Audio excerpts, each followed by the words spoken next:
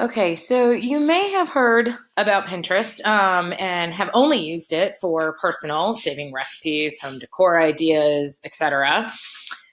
But there's a lot of benefits to why Pinterest can actually be beneficial to your business, and this applies to all businesses. Okay, um, there are different ways you need to utilize it depending on who your target audience is. And of course, before deciding any new social platform, you need to look at what platforms is your target audience actually using. There are a lot of search benefits that come with having Pinterest. But if none of your clientele is there and they're spending all of their time on LinkedIn and that's where you get your traffic from, do Pinterest because it's fun and you want the little additional boost to your SEO, but do not sweat over it. Do not cry over it. Do not lose your mind and pull your hair out. Okay. That being said, let's say that your target client is on Pinterest, or you just really want to take advantage of every opportunity you can to drive traffic to your website. Pinterest can serve both of those purposes, right? So some of the first things to start is realizing what exactly your profile is going to look like, and understanding what the whole purpose is, right? You can think about the boards on a Pinterest page similar to when you may have created actual cork boards of scrapbook information or mood boards, with any type of inspiration, kind of when you were younger, cutting up a bunch of things that all tie back to your specific idea that you're trying to accomplish or a goal that you had in mind. This just does that in a lot more efficient manner, right? So each one of my boards has a specific theme to it, as should yours. I have a mix of ones that directly talk about what my business talks about, right? Where I'm an expert: advertising, branding, um, entrepreneurship, and overall business advice, right? How to utilize Facebook for small business, Instagram for small business. And then it also has boards that my target client is going to want to find more information about, like how to improve your guest engagement and experience at your events, right? Other things we have going on here, let's scroll back up, right? Like client appreciation and corporate gifts, creative buffets. Am I a caterer? Absolutely not. You're lucky if I cook for the people that come to my house. However, creative buffets are something that I do understand. They're something that serves my direct target market. So if I have event professionals, right, that I want to be following me on Pinterest, I'm going to include boards for things that I know they are searching for, so that when they find out, not only is this a new source of getting creative buffet and food station ideas or event venue profiles, they also follow along and get all of these other boards in the areas where I am an expert, right? Where they can actually hire me to work on it. If they want branding, I got a whole lot of ideas on that. I've got a portfolio, but this board covers all those things. Right. So this is where it's kind of the mix, similar to how you utilize hashtags on Instagram. Hashtags should represent who you are, what you do, as well as what your client is looking for. Those are the things that help you get discovered. And the same is true when it comes to Pinterest. Within each one of these boards is where you have your pins. Okay, this is that little piece of paper you would have ripped out of a magazine and stuck on an actual corkboard or added to your inspiration board when you're physically cutting and pasting things. Okay, that is what's represented here. What you'll see as we kind of scroll through my board is that some of these have smaller images, some of them are larger, some of them are custom graphics, some are just photos. Okay, and I did not create every single one of these pins, right? Some of these are ones that I uploaded myself, right? Like this one right here, created about branding. That's something I uploaded. This example of a rebrand that I did for somebody, I also uploaded. But here are other pins that people have added to their pages and to their boards that I found useful and directly tied back to the type of branding that I do, as well as what my best advice is. Right? So here's what's really cool about Pinterest is that you can create your own content, as I highly recommend you do, right? Because each one of the pins you put on your own site is a link that's going to go back to your website. right? And we'll walk through that in a second, but it's a chance to showcase what you're doing, but also utilize user-generated content, right? You don't have to be the one who creates the 49 pins that are on this board. You can utilize other people's content to, one, inspire you, right, as the professional, two, to build new relationships, and three, to showcase to your target client that you actually understand this and are a thought leader because you're pulling together the resources for them. Right? So if you wanted to be a DCM client, you could go around and do so much research when it comes to branding and what is a part of a good branding checklist. What are the things you need to be concerned about with creating your logo or creating colors or the implications of typefaces? Or you can have been following my company or started to follow, looked at some of the things I've created, and then said, oh, okay, I like this person's done the research for me. Instead of searching through tens of thousands of pins, here are 49, right? Here are 49 ways to answer my questions that I have about branding, some of which tie back to my website. So that's the next thing, right? Within this board, if we go look at this pin in particular, right? We click on one. It's a photo, a headline, a small amount of copy, and yes, hashtags. Hashtags are something that are being added even more to Pinterest now and are becoming even more useful. So with this, if someone were to click on this image, it would take them to the branding page of my website, right? Because that's what I want, is I want people to see what I do, be interested enough to click on it. If they don't click on it, you know what? They could repin it. They could save it. It could serve hello, Sully. Right? This could be the inspiration that they come back and reference later, which is where the brand awareness comes in with Pinterest, right? Yes, if we click on it, it's sending traffic to my website. Fantastic, right? That's what we want.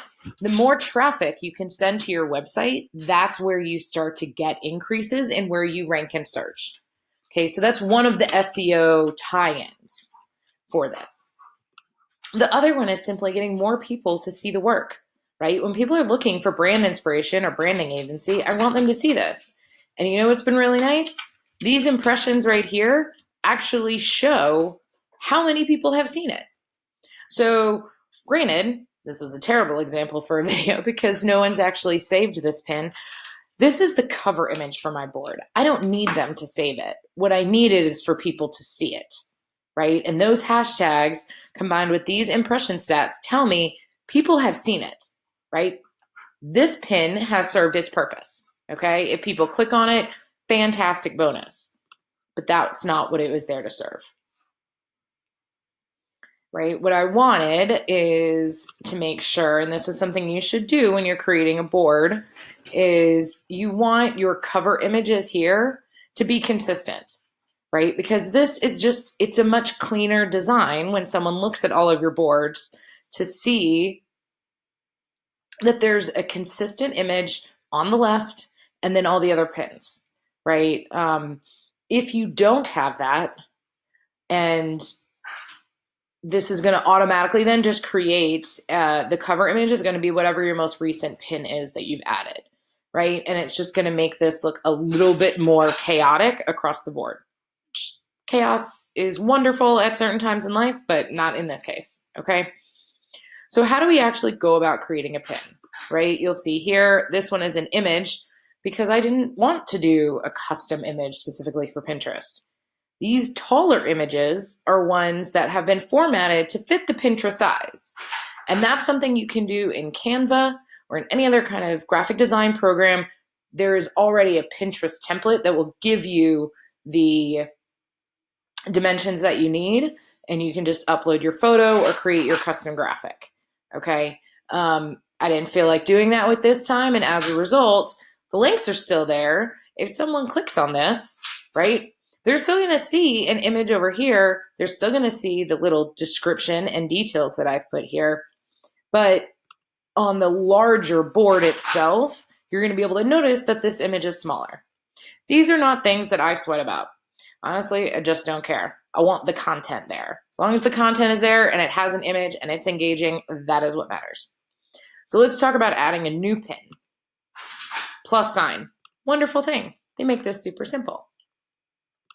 Now we can go over and we're going to, every pin, that you put up needs to have a link, right? That's the point. That's what's helping to drive the traffic to your website. That is what's helping to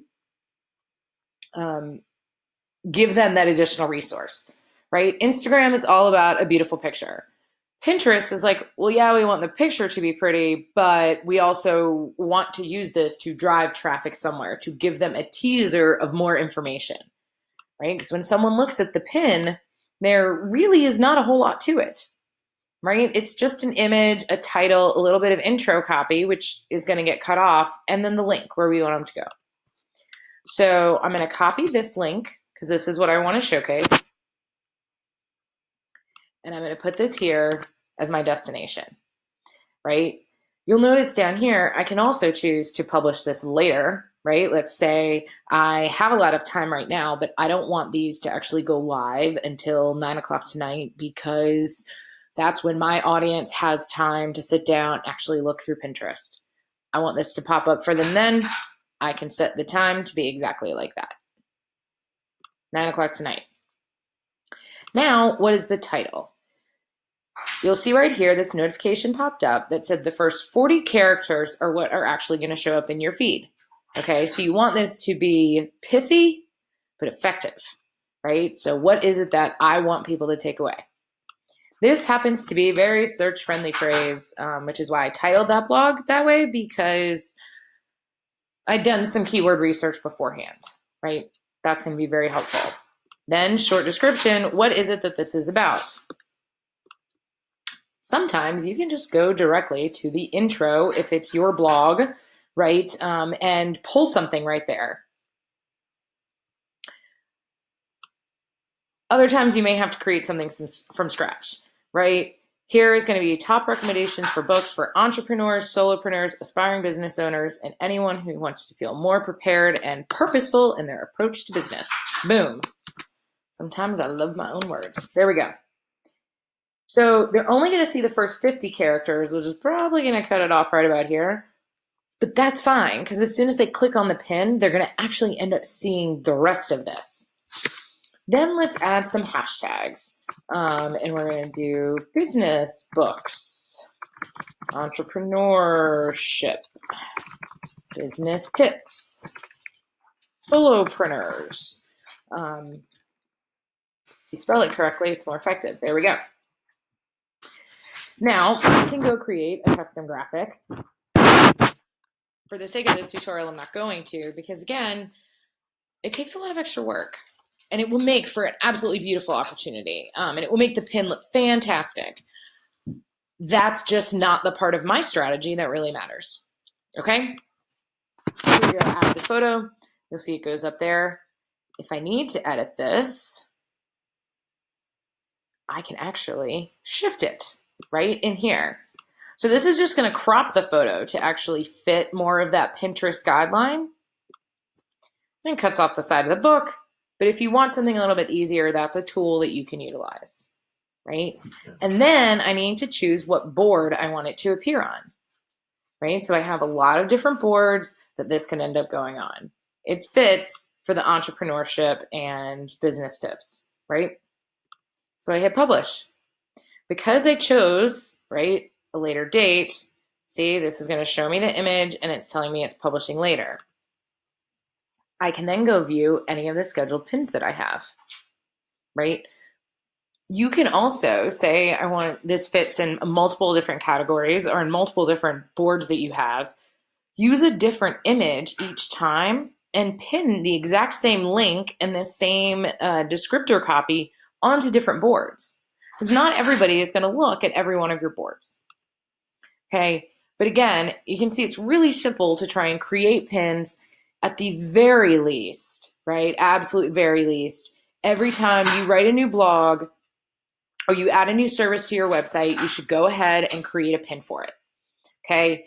It doesn't take that long And once you get this original setup done and you have your boards organized, your titles figured out, your custom graphics, adding new pins is just one more way to get that brand awareness out there and to get that link out there, right? Because quite frankly, if you've already written the blog post and done all the work that comes along with that, you might as well promote it and spend, as you saw, creating that pin probably took less than 3 minutes.